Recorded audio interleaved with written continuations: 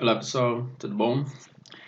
Na última aula a gente abordou o teórico Gilberto Freire e a ideia de Gilberto Freire, na qual ele analisa que, devido ao processo de miscigenação que ocorreu no Brasil, você teve uma proximidade entre o branco e o negro, né? E essa proximidade ela promoveu aí uma integração melhor da população mestiça dentro da sociedade moderna brasileira.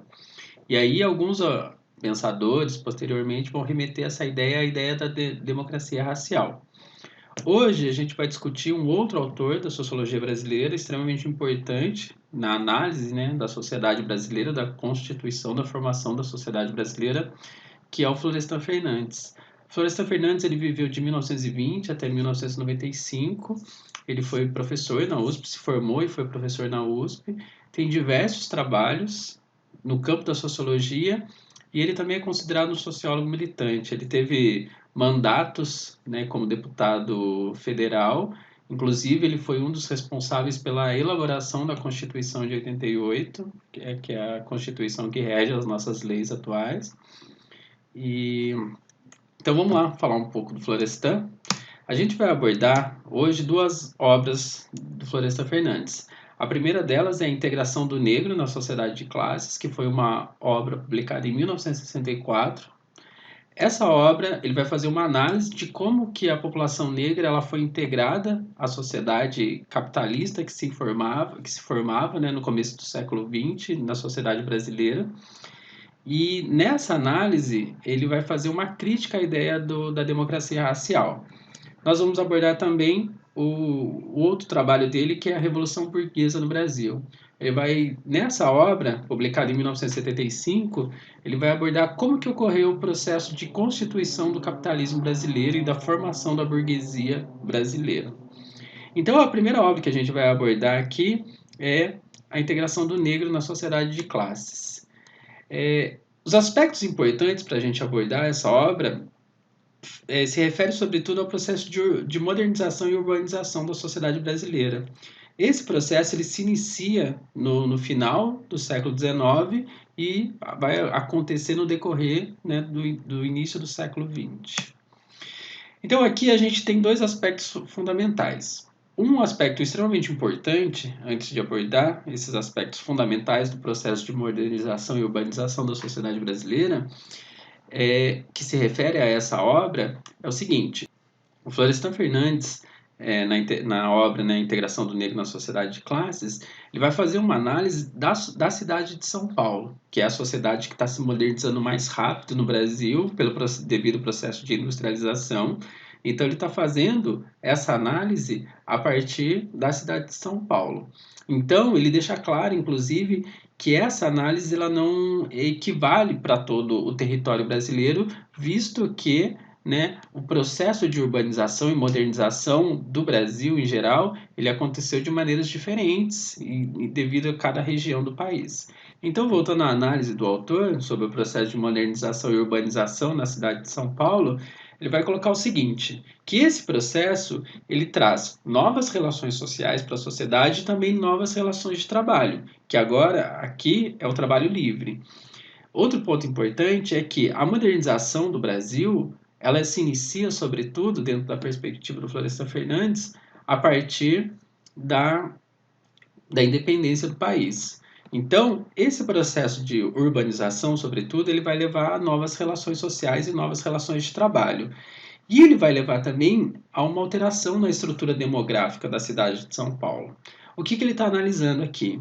Antes mesmo da abolição da escravidão, você já tem uma migração de negros ex-escravos para as cidades, buscando melhores condições de vida.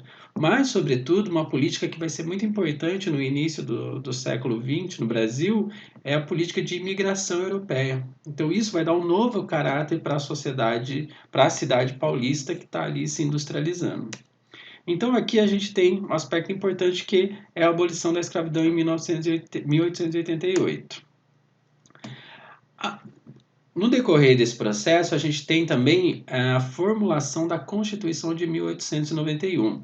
Na Constituição de 1891, é declarada, então, a igualdade jurídica entre todos os cidadãos. Agora, independentemente da sua origem social, da sua classe social, da sua raça, né, todos, juridicamente falando, são considerados como iguais.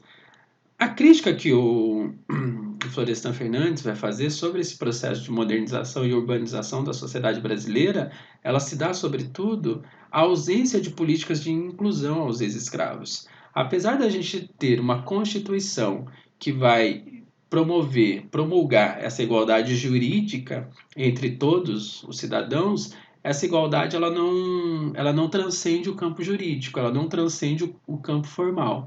Então, ela não vai ser uma igualdade que vai se dar na prática, não vai ser uma igualdade que vai se dar de fato.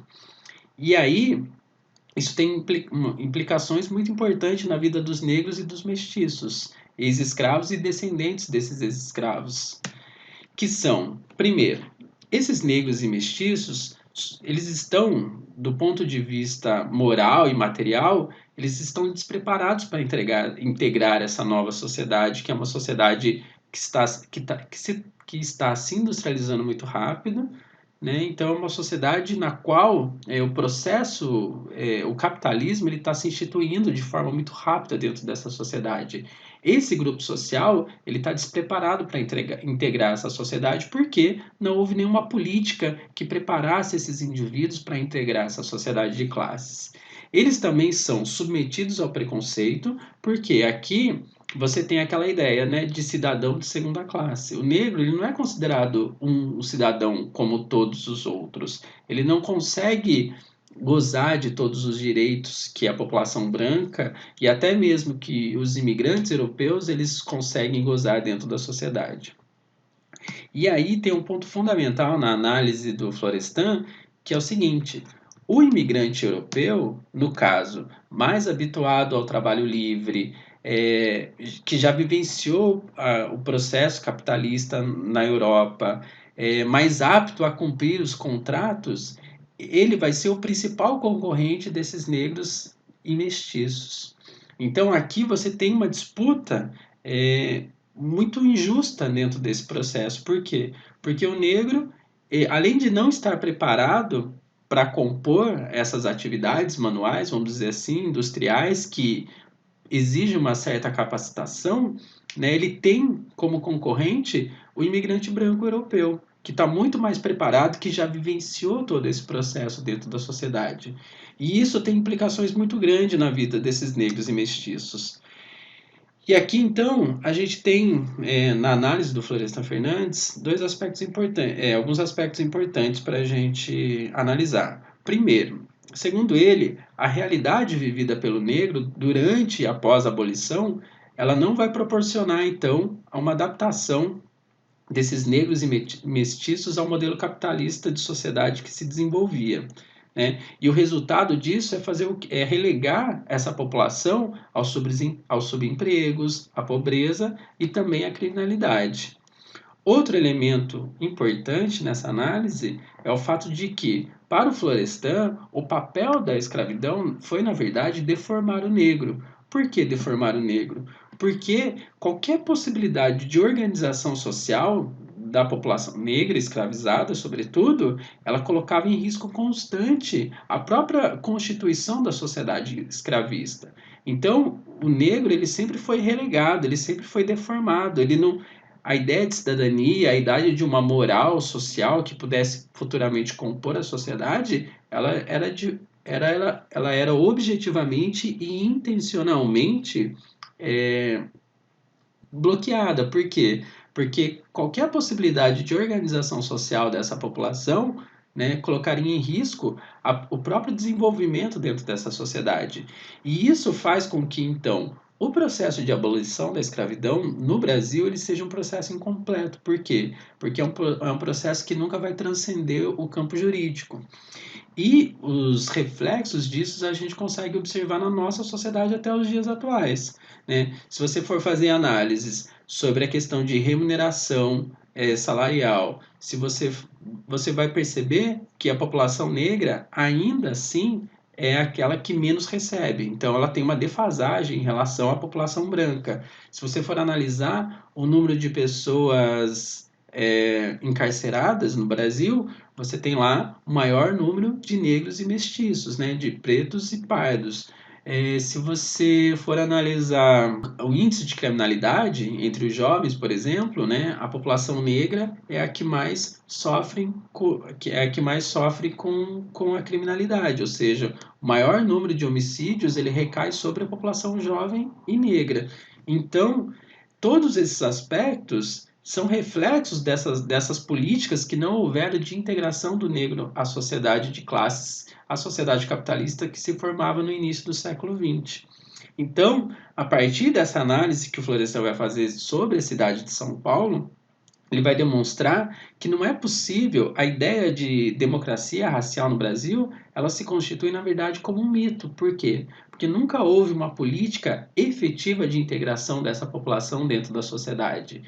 E você pode dizer, mas você tem lá mestiços, né, que tinham um curso superior, que se formaram e tudo mais. De fato, você até tinha, mas essa população ela passava por um processo de branqueamento, então eles não eram considerados como negros. Aqueles pouquíssimos que conseguiam ascender socialmente, eles não eram considerados como o negro ex-escravo. Então eles tinham um tratamento diferenciado dentro da sociedade. Então é importante levar em consideração aqui que na sociedade brasileira, após o período de escravidão, o negro ele nunca foi totalmente excluído dessa sociedade de classes, mas ele também nunca foi tratado como igual dentro dessa sociedade de classes. Ele passou a ocupar as funções mais desvalorizadas dentro dessa sociedade. Então você não tinha esse processo de aproximação e você não tinha esse processo de ascensão social amplo dentro da sociedade. Então, isso faz com que essa ideia de democracia racial, segundo a perspectiva do Florestan Fernandes, ela seja uma alternativa impensável dentro dessa sociedade, porque nunca houve, de fato, essa aproximação, né? Nunca houve, de fato, uma integração do negro dentro da sociedade capitalista brasileira, dentro dessa sociedade moderna brasileira, ok? Agora a gente vai analisar a Revolução Burguesa no Brasil e como o processo de Revolução Burguesa ele se deu dentro da sociedade brasileira. Aqui é importante a gente já diferenciar como que o Florestan compreende a ideia de Revolução Burguesa no Brasil, que é uma ideia diferente da Revolução Burguesa que se deu na Europa do século XVIII. A ideia de revolução, propriamente dita, ela consiste numa ideia de uma ruptura. Então, aqui você tem no caso europeu, por exemplo, a gente pode pegar a Revolução Francesa em 1789. Então, é uma revolução datada. Você tem a burguesia, que é uma classe que já se tornou economicamente dominante ali na Europa, por causa do desenvolvimento da indústria, mas é uma classe que ainda não detém o poder político.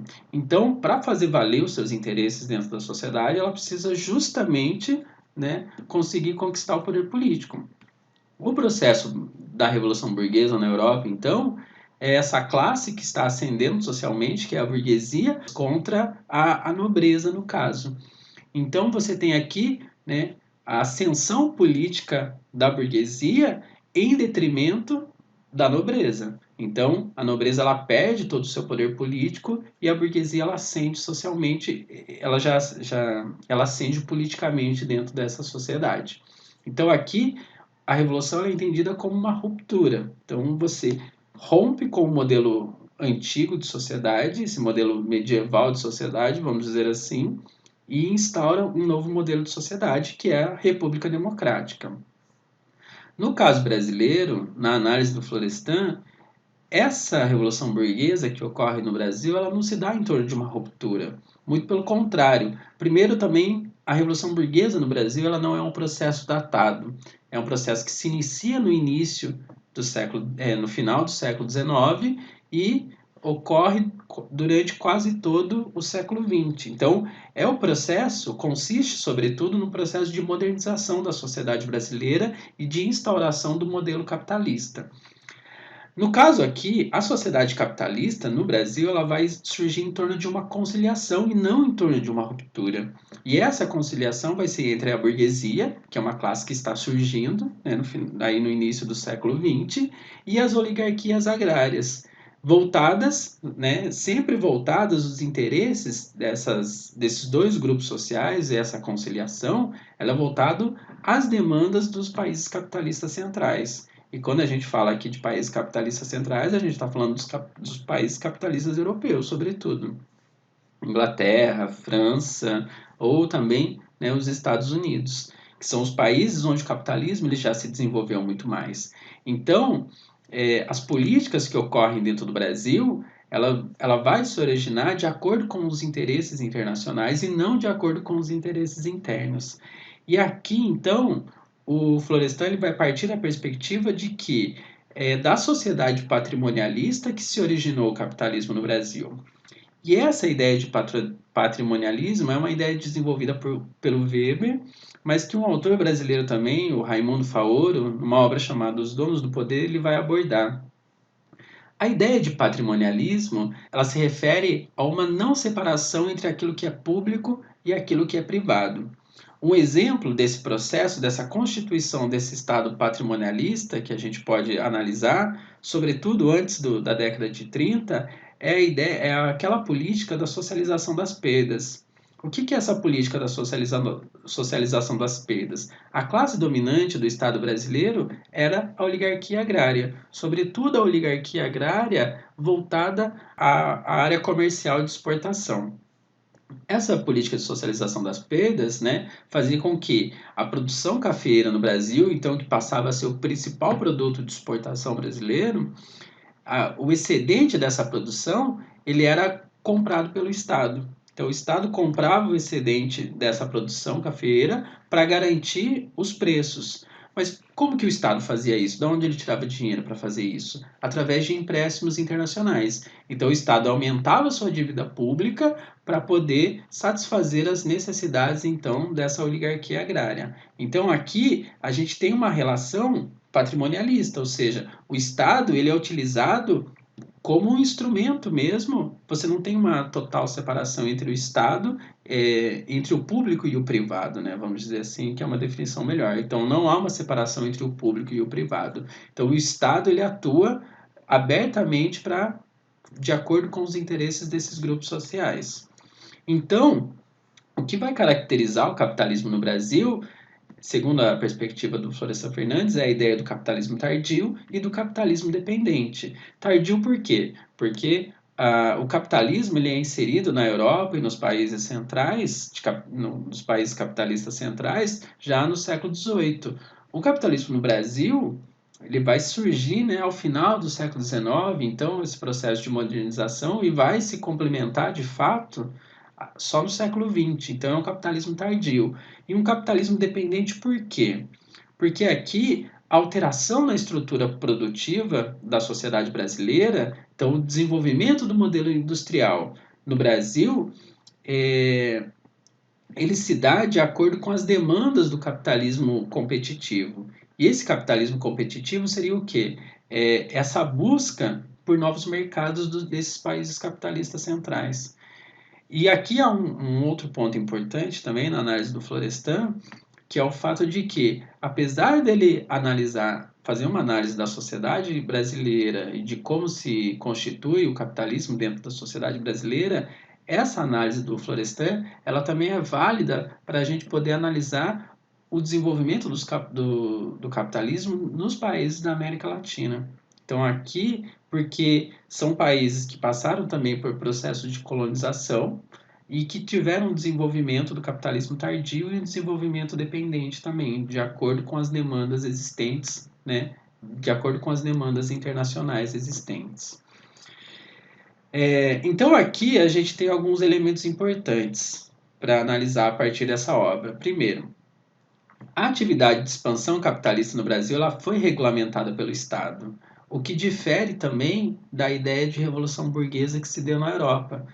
Você tinha a constituição de um modo de produção capitalista, então você precisava, vamos pensar assim, naquela ideia marxista da infraestrutura e da superestrutura.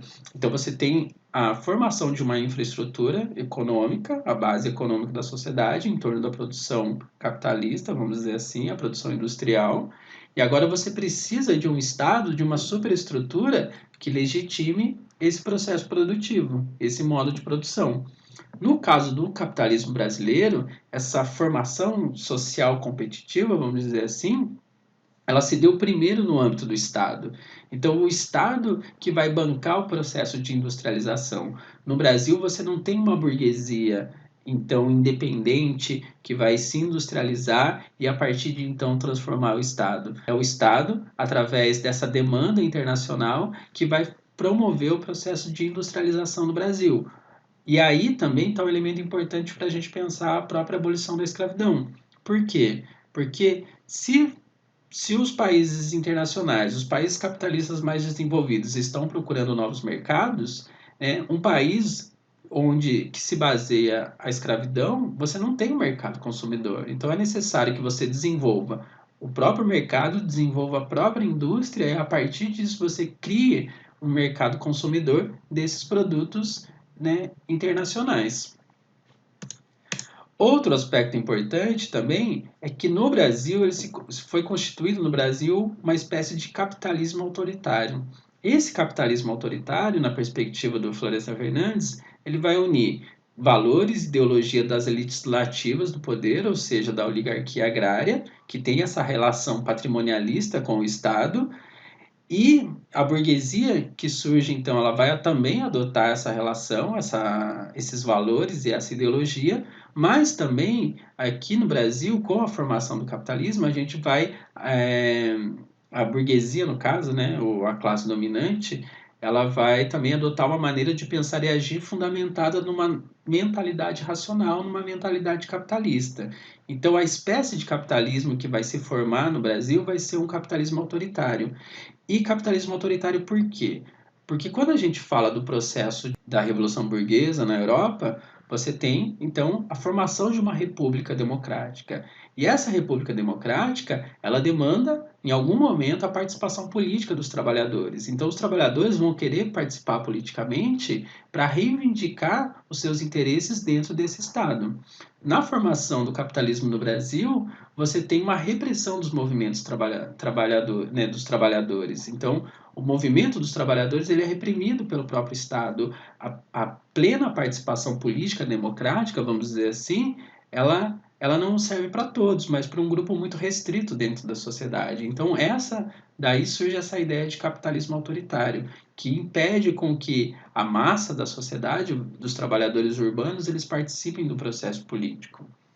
E aqui, por último, nós temos o seguinte, então, esse processo de modernização do Brasil, ele se amplia sobretudo após os anos 30, né, a década de 30.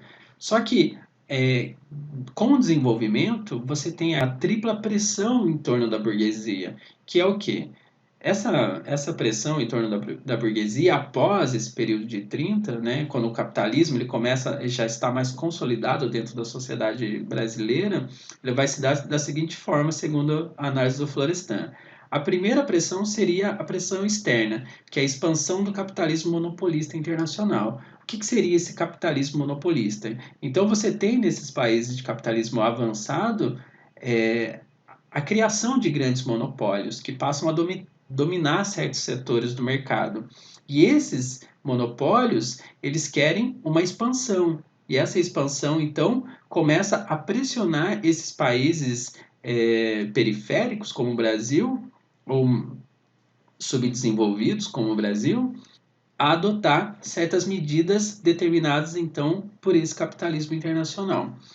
E aqui a gente também tem duas pressões internas. Primeiro, a pressão do proletariado e das massas populares, porque com o desenvolvimento da urbanização e da industrialização, você aumenta a massa de trabalhadores e esses trabalhadores começam a fazer reivindicações a esse próprio Estado. E aqui a gente tem também uma segunda pressão, que é interna, que é a intervenção direta do Estado na esfera econômica. Os governos populistas brasileiros, como o governo Vargas, como o governo João Goulart, por exemplo, eles começam a adotar certas demandas dessas classes trabalhadoras. Então, você tem um Estado extremamente intervencionista dentro, né, da esfera econômica, dentro da sociedade. E essa pressão dos trabalhadores, ela também não é interessante para essa burguesia. Então, a partir desses elementos, o golpe militar de 1964 ele passa a equacionar então essa tripla pressão. E de que forma que essa tripla pressão é equacionada pelo golpe militar? A primeira característica é que o Brasil então ele passa a adotar diretamente, né, esse capitalismo monopolista. Então agora nós temos uma intervenção muito mais direta dos grandes monopólios internacionais no desenvolvimento do capitalismo brasileiro. Com o golpe de 64, né, então você fecha o Estado às demandas populares, então você passa a perseguir politicamente esses movimentos de trabalhadores, movimentos dos operários. Então você desmantela politicamente a reivindicação desses trabalhadores através da repressão do próprio Estado. E, por último, aqui o Estado ele é constituído como um instrumento que vai defender única e exclusivamente, então, os interesses da burguesia e da constituição do capitalismo no Brasil. Então, na aula de hoje, a gente analisou essas duas obras do Florestan, que a integração do negro na sociedade de classes, a obra na qual ele vai fazer uma crítica à perspectiva da democracia racial, dizendo que na sociedade brasileira nunca houve, né, uma política de integração do negro dentro da sociedade, e essa falta de integração, essa falta de políticas de integração do negro dentro da sociedade, ela relegou o negro como um cidadão de segunda classe, né, ocupando os espaços menos privilegiados dentro da sociedade. E também, né, fizemos a análise aqui, então, da obra A Revolução Burguesa no Brasil, na qual ele vai analisar, então, que o processo de a formação da modernidade no Brasil, a constituição do capitalismo no Brasil, ele se deu através de uma pressão internacional, né, numa sociedade de capitalismo autoritário, né, formada em torno de um capitalismo tardio e também de um capitalismo dependente, ou seja, um capitalismo constituído a partir não dos interesses internos, mas a partir, né, dos interesses dos países de capitalismo avançado. Por hoje é isso, pessoal. Caso de dúvidas, deixem as suas perguntas e até o próximo autor. Então, na próxima aula, então a gente vai discutir o Sérgio Buarque de Holanda, vulgarmente conhecido como o pai do Chico. Tá? Valeu, gente. Um abraço, até mais.